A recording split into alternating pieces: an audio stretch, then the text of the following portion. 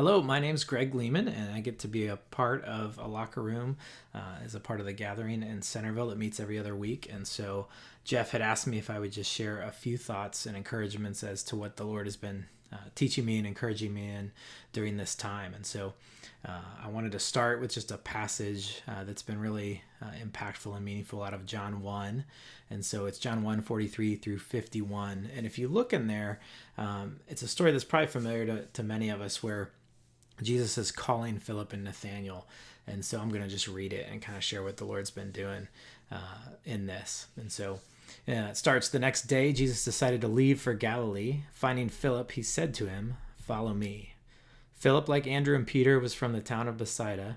Philip found Nathanael and told him, "We have found the one Moses wrote about in the law, and about whom the prophets also wrote, Jesus of Nazareth, the son of Joseph."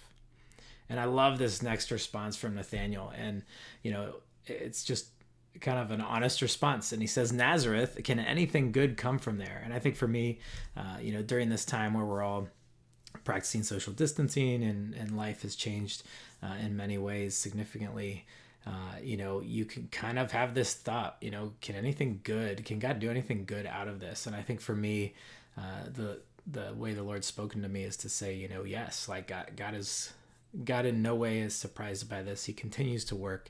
And even though it's a hard thing, we can embrace it and walk through it. And so he continues just to kind of change our notions and my conceptions, change my conception of how I deal with adversity or hard things. And so I love that Nathanael's honest and just says, "Nazareth, can anything good come from there?" And, we know context of that in that time, kind of what was thought culturally of Nazareth, etc. And so then there's this great response to that from Philip, and Philip just says, "Come and see." Like there's not he doesn't go into a long speech or anything. He just says, "Come and see, check it out for yourself." And so, the story goes on. When Jesus saw Nathanael approaching, he said to him, "Here truly is an Israelite in whom there is no deceit."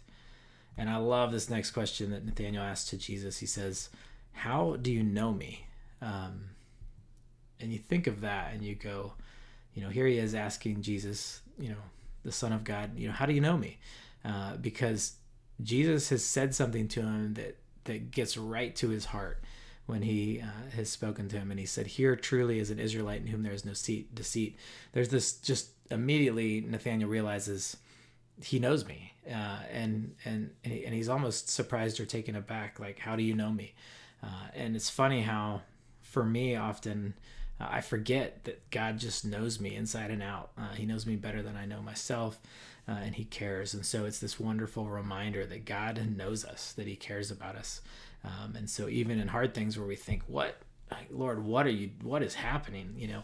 That God is doing something in us and that God knows us and that he cares about us. And so the story goes on. Jesus answered, "I saw you while you were under the fig tree before Philip called you."